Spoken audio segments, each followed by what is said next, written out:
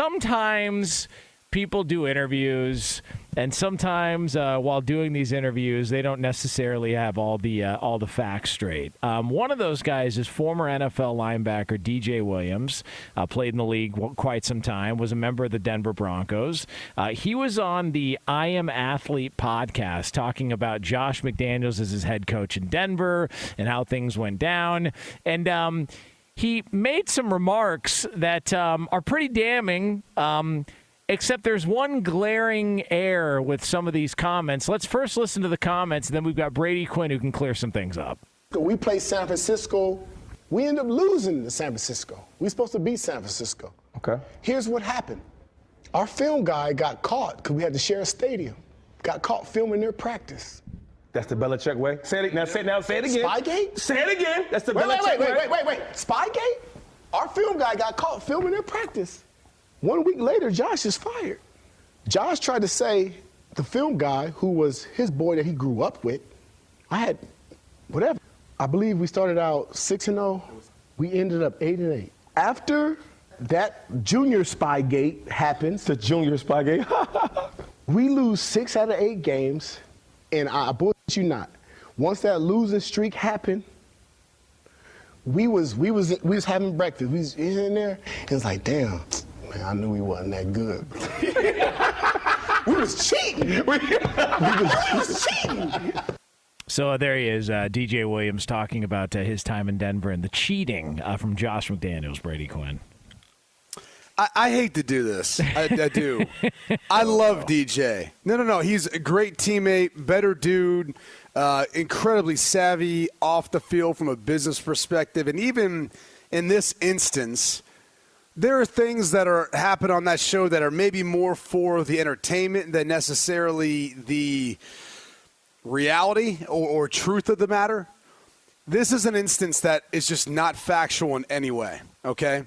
The Denver Broncos started out 6-0 in 2009, which was Josh McDaniels' first year there. How do I know this? Well, there was a potential chance that I was going to be traded there before that season when I was back with the Cleveland Browns. We played them in Denver that year in year 2. They were a damn good football team. I'll say that. They beat the crap out of us, and it felt suffocating playing against that defense that he was a part of. So I can assure you, after they beat us, and with all the rumors and things going on before that season, I kept tabs on that because I was like curious to see how Josh would do, and I was curious to see how good that team was because in the beginning of the season, we lost to Minnesota. Adrian Peterson ran all over us in Brett Favre's debut as a Viking. And then we would then go on the road and lose to Denver. And I'm like, we're either awful, which we were that season, or maybe we just played a couple of really good football teams, which we did at that point in time. At least it seemed that way. So the Broncos go on to go 6-0. They beat New England in those funky old-school throwback uniforms. And then they tail off the rest of that season 2-8. The Denver Broncos never played San Francisco in 2009. So when he refers to, like, hey, we knew all this stuff that they were doing, he had all the answers, yeah, that may have been the case, but that was earlier in 2009 when he first got there. The rest of that season, things started to fall apart. You go 2-8. I get traded to the team after the 2009 football season. So I'm there in 2010. And we start off 2-5. We have a trip to to London. So we're playing a game in London. And I can't remember if we were favored or not. My guess would be we were, because at the time they were starting Troy Smith. So he was a backup who was starting, obviously, overseas in London. And I would imagine we were favored in that game. And indeed, that part of the story is true. Steve Scarnecchia, he happened to get popped trying to film their walkthrough or whatever happened. But Josh McDaniels wasn't even fired right away after that. I mean, I've told this story with Jonas, like, after the game, we got some time before we're flying out, so everyone goes out. John Elway may or may not be known in London, and he couldn't get into a club. That's neither here nor there. But I'm just saying, like, he wasn't even fired until we had 4 games left in the season, where Eric Studesville then took over. So even that incident, Junior Spygate or Spygate 2, whatever you want to call it, it didn't lead necessarily to his direct firing. It took a few weeks before it came out, and it became a decision that the organization wanted to move on from Josh at that point. But it was a 2-5 start, really 2-6 after the San Francisco game, and 2-8, right? So 4-14 between 2009 and 2010 at that point. And then we subsequently started to lose, more after that ultimately led to his firing. It wasn't that specific event, but this is a microcosm of, like, our society. Is that went viral. It was fun to talk about and listen to, but I sat there and watched it and go, that's not even true. Like, and no one's going to fact check this.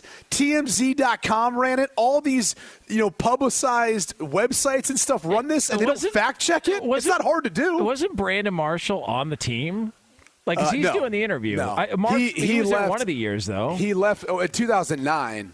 I believe he might have been on the team that year, and then he left after it. So he got traded. He was confirming what DJ was saying during he was there, whatever season it was. Well, in 2009, I believe he was there. It was 2010 where he was not. Yeah, I don't know. I know DJ. I don't know him very well.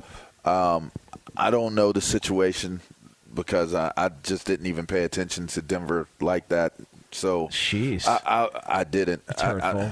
I mean, I wouldn't. This isn't just about Denver. This is just more about how we go about reporting and talking about stuff nowadays. I'm just addressing what he had to say. I'm in terms of reporting. That's a whole nother thing. I'm just saying when I listen to DJ give his account, this is all I'm saying. I wouldn't have known that they lost their last 6 games out of 8 or whatever and only won 2.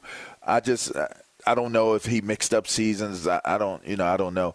The thing I was curious about was him feeling as though he was that much more prepared and he was that much more ready to handle his business. I think there was more of a soundbite where he said Josh McDaniels called him in. They watched like 50 plays or whatever the number of plays were of Tom Brady and how he set his feet when he was throwing the ball, how he set his feet when it was going to be a run, and he had never been so prepared based off of the information that Josh McDaniels was giving him. So I would be curious do you think that was true in terms of the validity of getting the information and how he was getting the information versus if the years were mixed up or not? No, he knew this. He knew the Tom Brady thing because he coached him. He was there with him. Mm-hmm. You self-scout. You know what? One of the best things about Bill Belichick is he knows exactly what his own team's weaknesses and strengths are because they're constantly self-scouting. That's what they do at the bye week. One of the reasons everyone seems to think, the bye week, guys get rested, guys get recuperated and all that. I mean, that's part of it because you don't have to go through a game that weekend. But the truth of what's so beneficial, at least for the coaching staff and really probably for the players in the scheme moving forward, is you self-scout.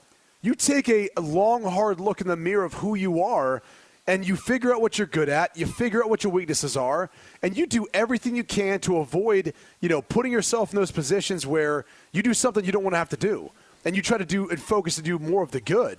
That's what makes buys important. But that's one of the things that I think Josh McDaniels and any New England coach does extremely well. I mean, I remember, and we can talk about all the assistants who've left, from New England and their success or lack thereof. But, one of the things you can sometimes see is the improvement in the second half of a season for a lot of New England coaches. And a lot of it has to do with, even Matt Patricia's first year, Eric Mangini, when I was with him his first year, we won our last 5 games. If you looked at our first 8 games where our rankings were, and compared to our last 8 games, in 2009 of the Browns, completely different football team. And it's because we kind of finally found out our identity and started playing to that.